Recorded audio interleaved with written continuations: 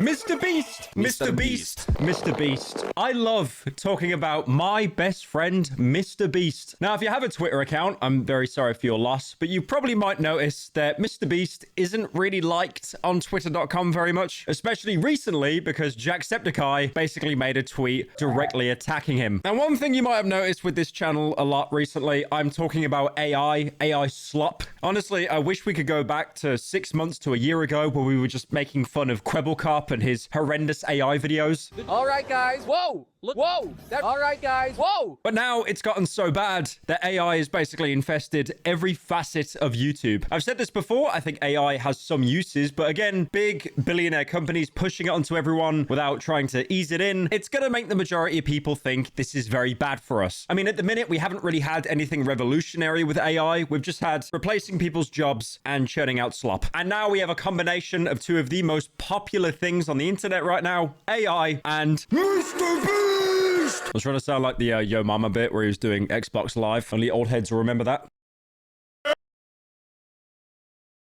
Now, 6 months ago, in November 2024, Mr. Beast uploaded a video onto his second channel titled How I Got Over 100 Million Views Per Video. And in this video, he announced a website called ViewStats. This basically worked the same as the YouTube Studio app, probably a little bit less depressing though. If any of you are YouTubers, you know the struggle. 1 out of 10. Oh, this is so good. Look, you've got a little confetti gif. And then 10 out of 10. The ropes in the drawer if you want it. I do like how dystopian the YouTube Studio app is because no matter what your level, even if you're a colossal YouTuber, it still hurts just as much if you've got like 100 subscribers. This is a bit anecdotal, but I remember years ago being in a group chat with Ryan Trahan. This is before he was like the mini-me Mr. Beast that he is now. But I remember him sharing in group chats that, you know, when he'd get a video that wasn't 1 out of 10 or like 8 out of 10, 10 out of 10, he would be distraught. It would suck. Like that impact hits you no matter what level you are. So with this website that Mr. Breast made called ViewStats, you could basically see your stats as well as other people's stats. You could see the top ranking channels of the past month. You could filter by categories, views, subscribers. It's basically like Social Blade if Social Blade actually did the job that it was intended to do, which for like the past 4 years, it really hasn't. Now, for a Mr. Beast product, this actually went under the radar quite a lot, probably because it wasn't really brightly colored like Prime or Feastables or those Mr. Beast toys that you can get. I mean, you'd expect the ViewStats YouTube channel to be thriving because it's associated with Mr. Beast, but at the time of recording, it hasn't even broken 400,000 subscribers. That is a lot of subscribers, don't get me wrong, but for something related to Mr. Beast, not really a lot. I mean, in comparison here, for a product that YouTubers have made and their channel's done pretty well, is Willany and James Marriott, UK YouTubers. They actually founded a coffee company, an iced coffee company, called Rod's Coffee, and at the minute, it's got 65,000 subscribers. That is a lot of women and people with pronouns. I literally just did the biggest friendly fire on my own fan base as well. Jesus. The point I'm trying to make is this channel was only made literally 2 weeks ago and it's already gained that much. Now, even though ViewStats wasn't really that big at the time, it still garnered a lot of criticism because at this point, unfortunately, with Mr. Beast, once you do one bad thing, it will follow you around forever and people will immediately write you off. But we have a sequel because a couple of days ago, Mr. Beast put out a tweet basically saying that his new AI thumbnail system is open to the public. ViewStats just dropped AI thumbnails and it takes guesswork out of what thumbnails will perform. Just prompt what you're looking for and it will generate a data-backed viral thumbnail. Goddamn TikTok accent, man. Why do so many Americans sound like that? And no, I didn't mispronounce perform. He actually spelt it wrong. And here on the PyroLive channel, we never misreport information or spell anything wrong. I have never mispronounced anything in my life. Metro's booming, Good Kid and Mad City, Triple Red. There was also a video to go along with this on the ViewStats channel. It was a video that was deleted and it has been wiped off the face of the internet. All that basically exists is a 2-minute clip of the original 6-minute video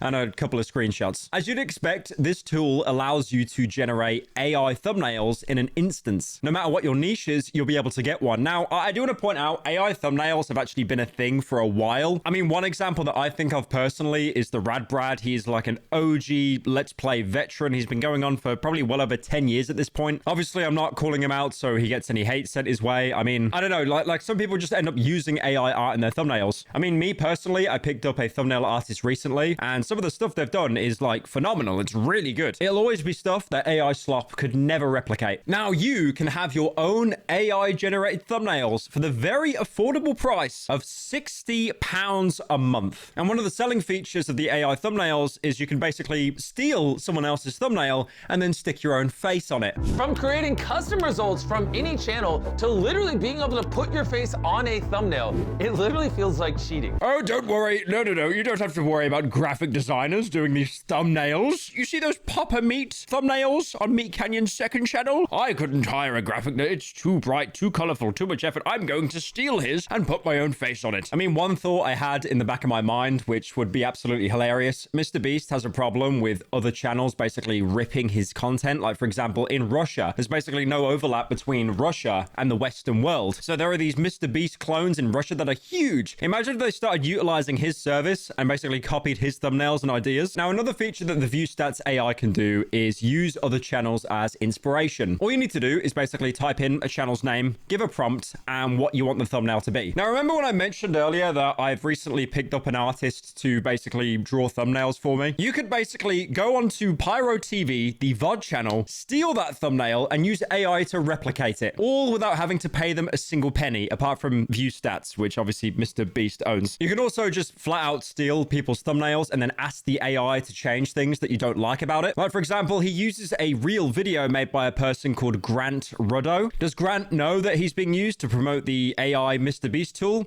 I'm not sure. But at the time of recording, Grant only has around 44,000 subscribers. So he keeps talking about how easy it is to make thumbnails and how you don't really need to learn anything. But the thing is, and I'm going to sound like such a decrepit boomer right now, I think that learning the ropes with YouTube is interesting. It's an experience. Your success rate is probably in the decimal digits, especially with how oversaturated the platform is now. But at the same time, like it is an experience. And by, just having AI slop and then just instantly generating these thumbnails, it's kind of just, I don't know, it feels very corporate. It feels very clinical. I mean, you might have noticed yourself the amount of YouTube channels that have popped up recently, and like the first video they put out, their thumbnail A game is already on point. Their titles are already on point. It's almost like someone is making these channels in a factory. And honestly, if you've had past experience, or this is maybe another channel that you've made, more power to you. I fully respect that. But at the same time, it's really hard to find channels now that, they kind of make bad thumbnails and then they eventually kind of strike gold and they've got like a formula. It's already like behind closed doors. They've worked out the formula with like a team of people, and then they've actually gone ahead and started the channel. I'm getting a little bit ranty here, but I'm just noticing a lot of channels that are cropping up recently. They do feel very just clinical. I think that's the right word. You're only complaining because they don't have MLG thumbnails anymore. Go to bed, old man. Now, at the time when MrBeast put out this announcement, anyone that had less than $10 million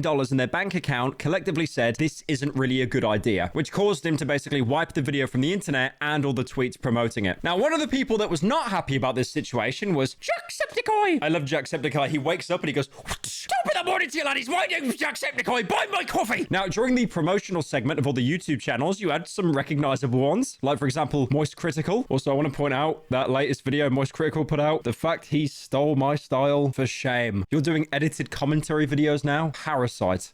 I would never copy you. In this movie, he gets nothing. That man is on the bench. Played by Sean Bean, whom I'm a huge fan of. And another YouTuber that was shown was JackSepticEye, and he wasn't happy about it. Now, JackSepticEye has had some really good and original thumbnails in the past, like this thumbnail where he played golf with the lads, and it was so infamous, it actually got turned into a Wojak.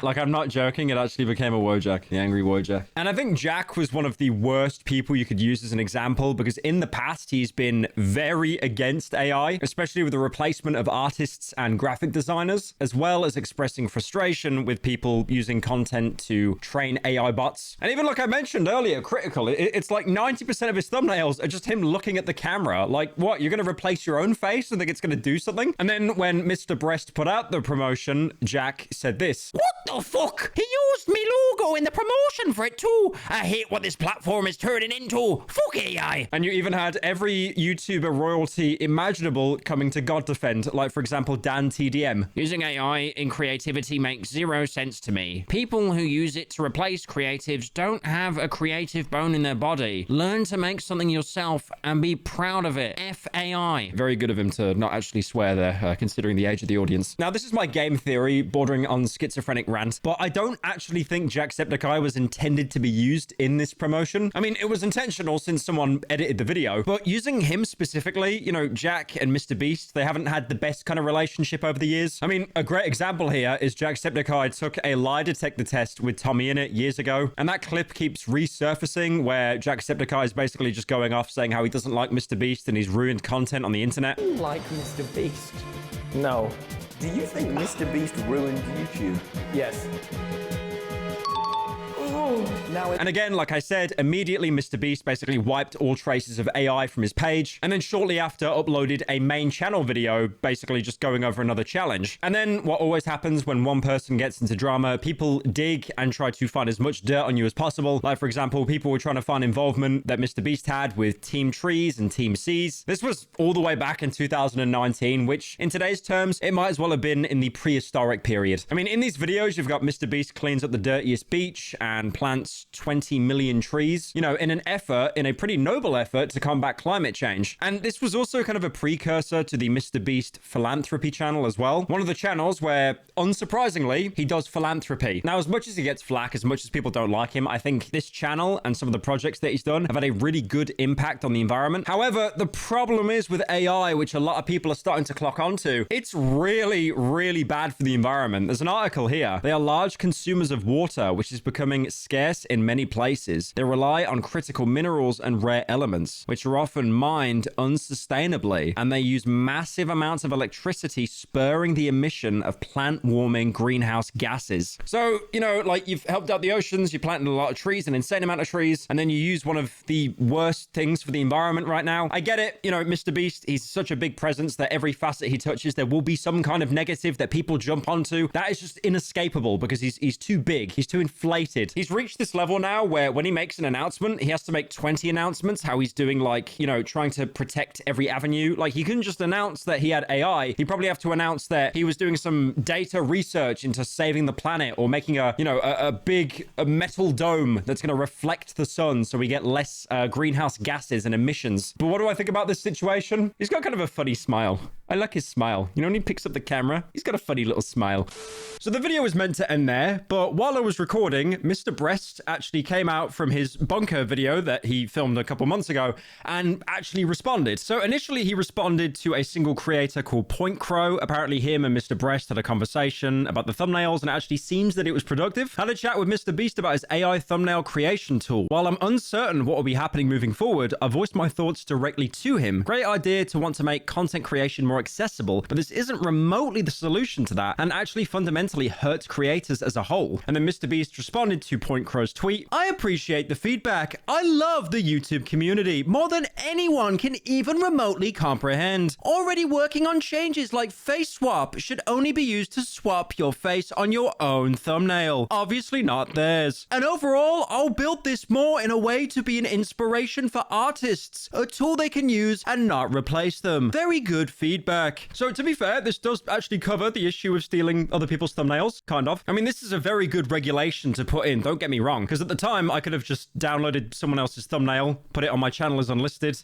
and then stick it on another channel, and then use that to work around it to put my face in someone else's thumbnail. He also claims that he'll use the thumbnails to be an inspiration, however, doesn't really go into detail that much how that would work. Obviously, this could be because it's early production and there isn't really a concrete route to go through, but I can't really imagine a way in which a direct image generation wouldn't be a tool to replace artists. MrBeast also went on to explain the kind of motive behind the AI tool. My goal with ViewStats is to build tools to level the playing field between people like me with 300 employees and new creators who can't afford a small army. Which, yeah, to be fair, that I can totally understand where he's coming from. But there's loads of free tools online that a smaller creator could use to make thumbnails. Some Ordinary Gamers, or Mutahar, who recently came out of his Twitter retirement, said this: if you want to do something cool for ViewStats, maybe try having a system where if creators like a certain thumbnail, we can easily interact with the artist who you guys can verify and then commission. Same with editors. It would cut down headaches if we had a platform for hiring. That's one thing I love about Twitter. Every YouTuber says they'll leave, they always come back. Now, again, this is also a really good idea. It'd give really good job opportunities to thumbnail artists, and it sounds like MrBeast actually liked it too with his reply. Not a bad idea. If enough artists would be down to sign up, I could basically build a funnel for them to find thumbnail work. So you know what? Fair enough. MrBeast actually got a W on this one. This could be a beneficial thing. Obviously, there are still some hitches, some problems. Again, like, you know, artists, graphic designers, their time needs to be valued and not replaced with just coding slop. But still, it's better than how the video started off at. JackSepticEye probably still hates him though.